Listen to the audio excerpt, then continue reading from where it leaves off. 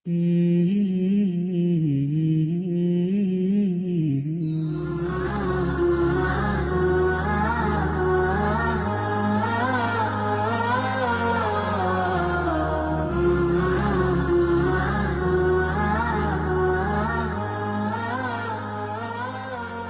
الله الرحمن الرحيم. أيها الأخوة والأخوات، السلام عليكم ورحمة الله وبركاته. نمضي حلقتنا هذه مع شخصية عجيبة امتلأت كتب الأدب بأخبارها ونوادرها وطرائفها.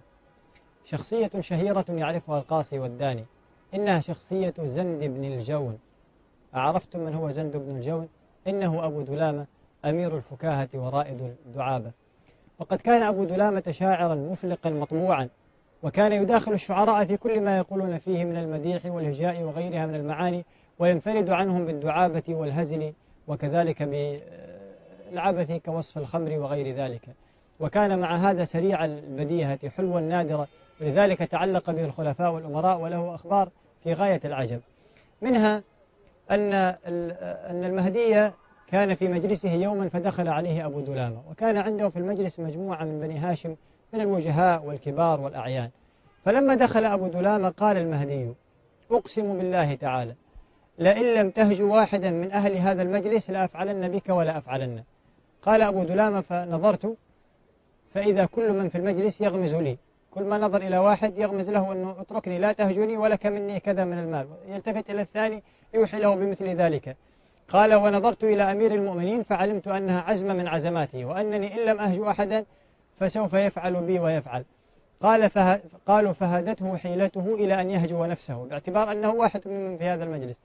فقال: ألا أبلغ لديك أبا دلامة فلست من الكرام ولا كرامة، إذا لبس العمامة قلت قردا، وخنزيرا إذا نزع العمامة، جمعت دمامة وجمعت لؤما كذاك اللؤم تتبعه الدمامة، فإن تك قد أصبت نعيم دنيا فلا تفرح فقد دنت القيامة. فضحك القوم جميعا، وما بقي منه واحد إلا وصله، فتخلص من هذا الموقف وحصل المهل من الجميع واستطاع أن ينقذ نفسه.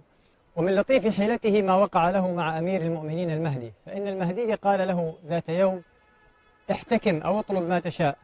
فقال له: يا أمير المؤمنين هب لي كلبا. فغضب المهدي قال: أنا أمير المؤمنين أقول لك ماذا تريد، ماذا تطلب، تقول لي أريد كلبا؟ فقال: يا أمير المؤمنين أنا صاحب الحاجة أم أنت؟ قال: بل أنت. قال: فأعطني ما أريد إذن. فأمر له بكلب. فقال: يا أمير المؤمنين وإذا أردت أن أصطاد فعلى ما أركب؟ فأمر له بفرس. قال: فمن يسوس هذا الفرس؟ فأمر له بغلام. قال: فإذا خرجت أنا وفرسي وغلامي واصطدنا صيدا وأبنى به فمن يطبخ لنا؟ فأمر له بجارية. قال: فإذا طبخنا فأين نأكل ولكن لنا يؤوينا؟ فأمر له ببيت. قال: يا أمير المؤمنين قد جعلت في عنقي بيتا وفرسا وغلاما وجارية، فمن أين أطعمهم؟ يحتاجون إلى مال. قال: أمرنا لك ب1000 جريب عامرة و1000 جريب غامرة، يعني مساحات من الأرض. قال: العامرة عرفناها، فما الغامرة؟ قال: التي لا شيء فيها، لا نبات ولا بناء ولا شيء. قال: فأنا يا أمير المؤمنين قد أقطعتك 10,000 من فيافي بني أسد. فضحك المهدي وقال: قد جعلناها كلها لك عامرة. يقول الجاحظ: فانظر إلى تهديه وكيف توصل بلطف الحيلة إلى ما لو طلبه ابتداء لعله ألا يجاب إليه. ومن لطائفه أنه خرج مع روح بن حاتم في حرب من الحروب، فلما التقى الجمعان قال أبو دلامة: لو أن فيه 1000 دينار لأشجيت عدوك شجا لا يعرفون مثله.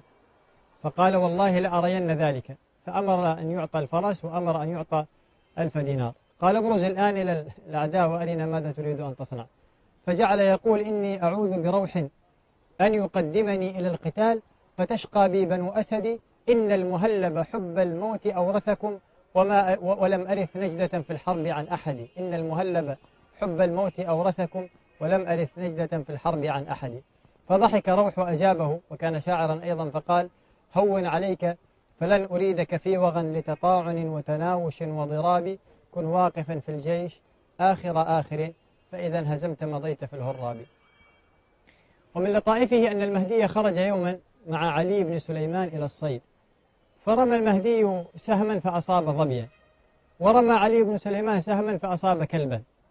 فضحك المهدي وقال: يا أبا دلام أحكم وحكمك نافذ فيما رأيت. فقال على البديهة: قد رمى المهدي ظبيا شك بالسهم فؤاده، وعلي بن سليمان رمى كلبا فصاده فهنيئا لهما كل امرئ يأكل زاده. أي أن حكم أبي دلامة كان أن يأكل كل امرئ مما صاد، فيأكل المهدي من الظبي ويأكل علي بن سليمان من هذا الكلب. فقال علي بن سليمان: أعيذك بالله يا أمير المؤمنين. قال: والله لا بد أن تنفذ الحكم، اتفقنا على هذا. قال: فإني أحكم أبا دلامة. قال: قد رضيت. فافتدى نفسه بمال، أعطى أبا دلامة مالا حتى ينزل عن حكمه هذا. ومن طرائفه أيضا أنه شهد لجارة له عند قاض اسمه ابن أبي ليلى، وخاف أن ترد شهادته، فأراد أن يخوف القاضي حتى يقبل الشهادة. فقال له بعد أن فرغ من شهادته: أيها القاضي، إني قلت أبياتا فاسمعها. قال: قل ما عندك.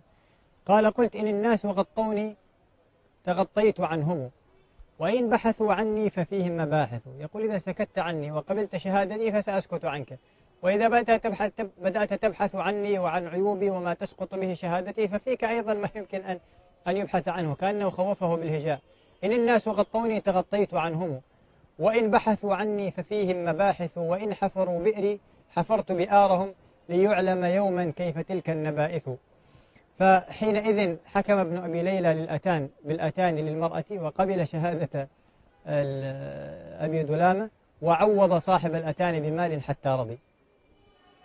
ومن عجيب قصته، من قصصه العجيبة جدا، أن المهدي غضب عليه يوما فحلف بالله ليخرجن في بعث حرب، فخرج مع روح بن حاتم المهلبي لقتال الشراه وهم الخوارج، وكانوا من أشد الناس بأسا وعنفوانا.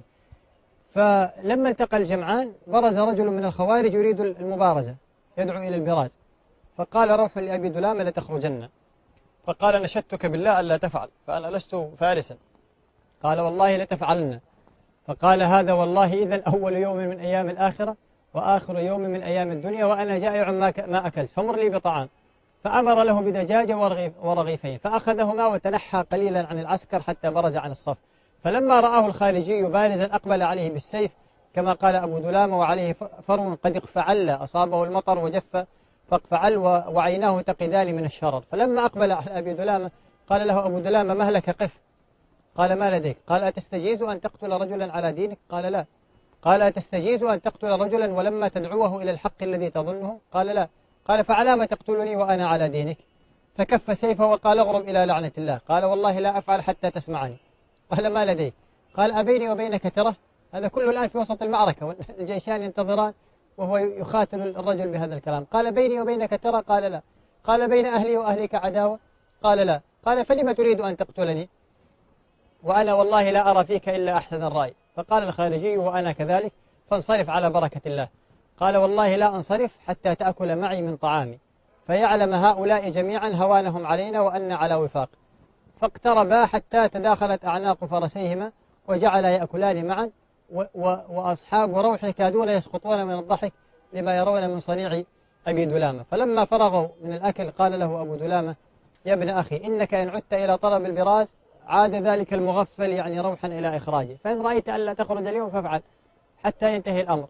فقال: لك ذلك إن شاء الله. فرجع الخارجي إلى جيشه، ورجع أبو دلامة إلى روح وهو يقول له: أما قرني فقد كفيتكه، فالتمس لغير هذا الفارس من يكفيك إياه.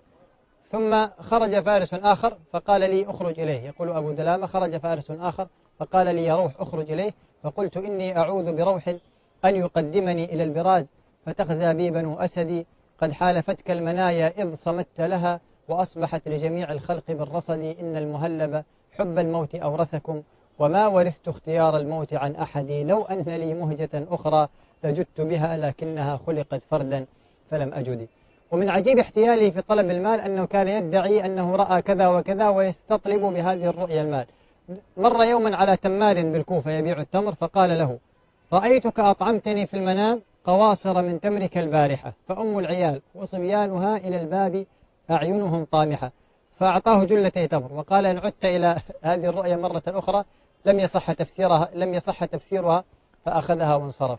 ودخل يوما على المنصور فأنشده: رأيتك في المنام كسوت جلدي، ثيابا جمة وقضيت ديني، فكان بنفسجي الخز فيها وساج ناعم فأتم زيني، فصدق يا فدتك النفس رؤيا رأتها في المنام كذاك عيني، فأمر له بذلك وقال لا تعد تتحلم مرة أخرى فأجعل حلمك أضغاثا.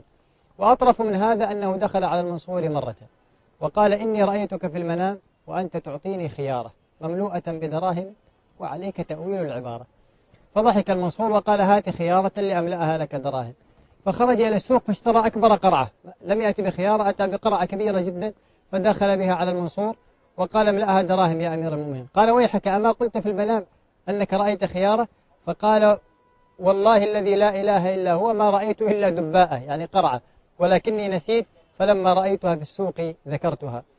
ومع كل هذا الظرف واللطف هذه السخف الذي كان يأتي به أحيانا، إلا أنه كان يقول الشعر الجيد الذي لا يعدله فيه أحد.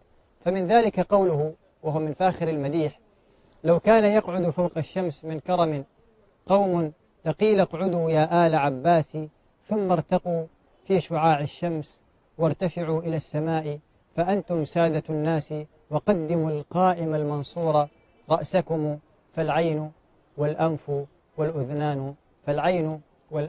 والأذنان في الرأس. ذلك أبو دلامة وهذا شعره وتلك نوادره. والسلام عليكم ورحمة الله وبركاته.